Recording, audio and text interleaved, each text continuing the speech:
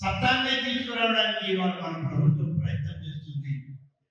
ఎప్పుడు ఎన్ని దశాబ్దాలు శతాబ్దాలు మారినా ఆంధ్రప్రదేశ్ రాజధాని అమరావతి అని చెప్పి నిర్ధారించడానికి చట్టాన్ని తీసుకొచ్చే కార్యక్రమం ఇవాళ మన ప్రభుత్వం చంద్రబాబు గారిని నాయకత్వం. అదేవిధంగా మరొక విషయం, విడిపోయిన రాష్ట్రానికి అభివృద్ధి ఆర్థిక స్తోమత లేని పరిస్థితుల్లో ఆర్థికంగా ఎదగాలి అని ప్రయత్నం చేసే సందర్భంలో గడిచిన 5 సంవత్సరాలు ఆర్థికంగా కూడా ఇబ్బందులు పాలయ్యాయి. కేంద్ర ప్రభుత్వం నిధులు ఇచ్చినా ఆ నిధులను వాడుకునేటువంటి పరిస్థితుల్లో కూడా ఉన్నాయి. ఆ నిధులు మన రాష్ట్రం నిధులు, ఆ నిధులు అన్ని కలిసి ఎక్కడికి వెళ్ళాయో తెలియదు. కానీ ఇవాళ మనలో ఉన్నటువంటి గ్రామ సర్పంచులు వాళ్ళ గ్రామాల్లో చక్కటి మట్టి వేసుకునేటువంటి పరిస్థితి కూడా లేకుండా పోయింది. డబ్బు లేదా అంటే ఉంది.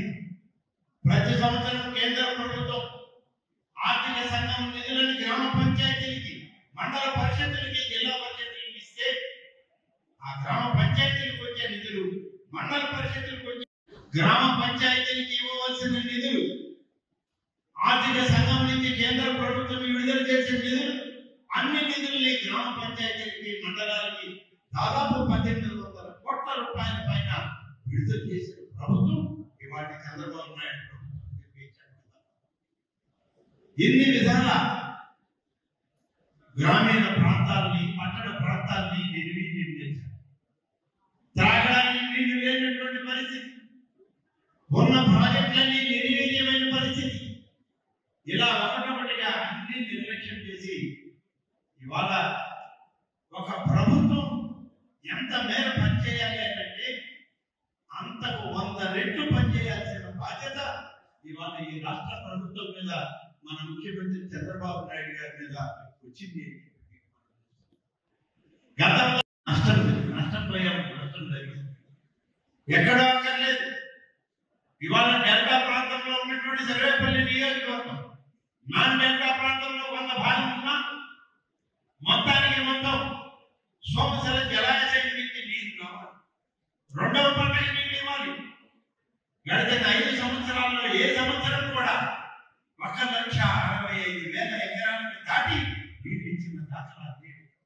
మొట్టమొదటి సంవత్సరం ఈనాడు నెల్లూరు జిల్లా, ఉమ్మడి జిల్లా రైతాంగానికి 5,45,000 ఎకరాలకి రెండవ పంటకి నీరు ఇచ్చినటువంటి లక్ష్యం ఇవాళ తెలుగుదేశం ప్రభుత్వంది, మన ముఖ్యమంత్రి చంద్రబాబు నాయుడు గారు. మొదటి పంటకి ప్రతిసారి ఇచ్చేవాళ్ళమే, కానీ రెండవ పంట ఎన్ని జాగ్రత్తలు తీసుకుంటే, ఎన్ని రకాలుగా నీటిని మనం నిలువ చేసుకుంటే ఇవాళ ఎంత పెద్ద ఎత్తున ఉమ్మడి నెల్లూరు జిల్లాలో 5,500 ఎకరాలకి మెగా మినరల్ వాటర్ ప్లాంట్ 4,90,00,000 తుప్పు పెట్టిపోయింది. 5 ఏళ్ళు బిల్లు పెట్టేశారు. అక్కడ ఉన్న 7 వాటర్ ట్యాంకర్స్ అన్ని తుప్పు పెట్టిపోయాయి. అంటే ఆయన ఘనకార్యాలు, ఆయన మళ్ళీ మంత్రి, మళ్ళీ ఇప్పుడు ఆయన జిల్లా అధ్యక్షుడు, జిల్లా ఉమ్మడి జిల్లా నాయకత్వం అంట. పాపం ఎక్కడున్నాడో తెలియదు, ఆ బిడ్డ ఏమైపోయినాడో తెలియదు. దాదాపు 50 రోజులైంది. అటువంటి దుర్మార్గమైన పరిపాలన గత 5 సంవత్సరాల్లో జరిగింది. ఒక గంగాధర్ మణరత్నం వాళ్ళు 16 ఎకరాల రొయ్యలు, ఒకరోజు వేకున్న 400 మంది ఫారెస్ట్ పోలీసులు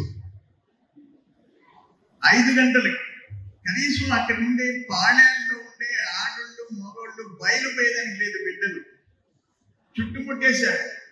జేసీబీలు పెట్టి సముద్రంలోకి దాదాపు 1.5 కోటి విలువయ్యే రొయ్యలు సముద్రంలోకి వదిలేశారు ఫారెస్ట్ ల్యాండ్. ఇప్పుడు 6 ఏళ్ళు వీడు పడిపోయింది. ఆ మత్తా ఎవరికి? ఆ 2 పాడారు, వాళ్ళు తిన్నాళ్ళు చేసుకుంటారు. దాన్ని కూడా ఓర్చుకోలేని గంగాధర్ సంపాదిస్తున్నాడని చెప్పేసి గంగాధర్ మీద టార్గెట్ పెట్టి సముద్రంలోకి వదిలేశాడు. అక్కడ నల్లపాడం సురేష్ రెడ్డి 16 ఎకరాలు హైదరాబాద్ లో ఉంటాడు, మన పనులన్నీ చూస్తుంటాడు విజయవాడ. సంపంగి తోట 16 మంది యాదవులకి మట్టి తగ్గించాడు. అంతే కనుకూరు కాలువ పైప్ లైన్ కట్ చేసేసాడు.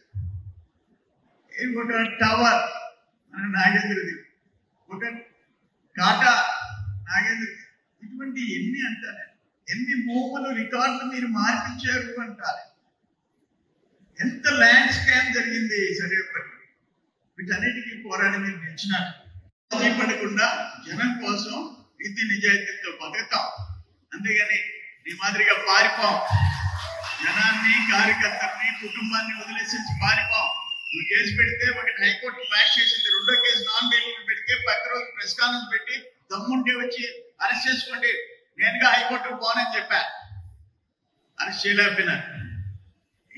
నేను ఎన్ని ఎందుకు చెప్పానంటే, ఇన్నింట్లో మీ అండ చూసుకునే నేను నిలబడగలిగా, నేను పోరాటం చేయగలిగా. అర్ధరాత్రి పోలీస్ స్టేషన్లో కూర్చున్నాం, నొలక మంచం వేసుకొని వెంకటాచలం పోలీస్ స్టేషన్లో కూర్చున్నాం, పెద్ద హాస్పిటల్లో నైట్ కూర్చున్నాం. ఉదయగిరి నారాయణ కేసు అయితే దారుణం, లాకప్ డెత్ చేసి నేను హైదరాబాద్ నుంచి వచ్చాం, అందరం పోయి 78 మంది పోస్ట్ మార్టం దగ్గర హాస్పిటల్లో కూర్చున్నాం. డాక్టర్ వచ్చాడు, సార్ చెస్ట్ మీద టెస్టికల్స్ ఈ 2 దెబ్బలతో చచ్చిపోయినాడు అని చెప్పేస్తే ఆ బాడీ వాడికి ఇచ్చేసి మనం వెళ్ళిపోయినాం ఇంటికి. ఏమైపోయింది? 40 మంది పోలీసులు వెళ్ళిపోయినారు. అరుంధతీయులు ఆ బాడీని వాళ్ళు కాల్చులు కూర్చిపెడతారు, అందరినీ లాఠీలతో తరిమేసి వాళ్ళు గొడవ చేత గొడవ పెట్టించి బాడీ కాల్చేసి 24 గంటల్లో పోస్ట్ మార్టం రిపోర్ట్ మార్చేసేసారు.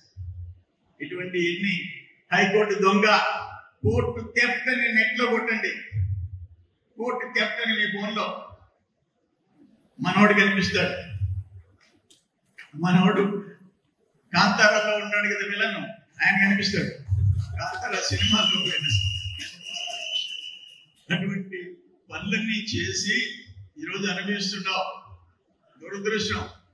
ఇప్పటికి కూడా నువ్వు నీ కుటుంబం చెడిపోవాలని మేము కోరుకోం.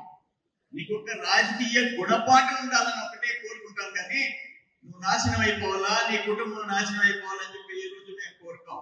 శత్రువు కూడా చెడిపోవాలని చెప్పేసి కోరుకోం. అది ఎన్టీఆర్ గారి దగ్గర పెద్ద ఆయన ఎన్టీ రామారావు గారు గండిపేటలో ట్రైనింగ్, వారం రోజులు గండిపేటలో ట్రైనింగ్ తీసుకున్నాను. కోఆపరేటివ్ బ్యాంక్ అయిపోయిన తర్వాత 91 జిల్లా అధ్యక్షుడు, సారా వ్యతిరేక ఉద్యమంలో ఎన్టీఆర్ గారిని తీసుకొచ్చాం. భారీ బహిరంగ సభ బిఆర్ కాలేజీలో, భారీ బహిరంగ సభ, మహిళా సదస్సు మన ఇంట్లోనే ఉన్నాడు. అక్కడి నుంచి వచ్చి ఏసీ స్టేడియంలో మహిళా సదస్సు. ఎన్టీఆర్ గారు ఆయన నాకు ఒకటి గుర్తుంది, జిల్లా అధ్యక్షులు కూర్చున్నప్పుడు ఒక మాట అనేవాడు, చూడండి బ్రదర్ని చూసి నేర్చుకోండి అనేవాడు. నన్ను చూపించి ఎట్ట పోరాటాలు చేస్తాడు నేర్చుకోండి అనేవాడు. గోదావరి జిల్లాలో వాళ్ళ జిల్లా అధ్యక్షులు కూర్చున్నప్పుడు ఆయన కామెంట్ చేసేవాడు, పెద్ద ఆయన. ఇవన్నీ మర్చిపోలేం. ఆయన మన ఇంట్లో బస్ చేశాడు. తమాష ఏంటంటే లక్ష్మీపార్వతి గారు కూడా వచ్చారు. నెక్స్ట్ డే మహిళా సదస్సు. ఒక్కరోజు మా అన్న వివేకన్న ప్రెస్ కాన్ఫరెన్స్ పెట్టాడు. నువ్వు లక్ష్మీపార్వతితో ఫస్ట్ నైట్ ఏమంటారు దాన్ని, శోభనం, నువ్వు శోభనం చేయించావు అంటాడు. అయ్యే ఎప్పుడో అయిపోయింది ఆ శోభనం, ఇప్పుడు చేయించింది కాదు. ఆమె ఆయన జీవితంలోకి ప్రవేశించి చాలా సంవత్సరాలు అయింది. ఇప్పుడు నేనేది శోభనం చేయించేది నేను. For latest updates on India Pakistan, download our TV Live app.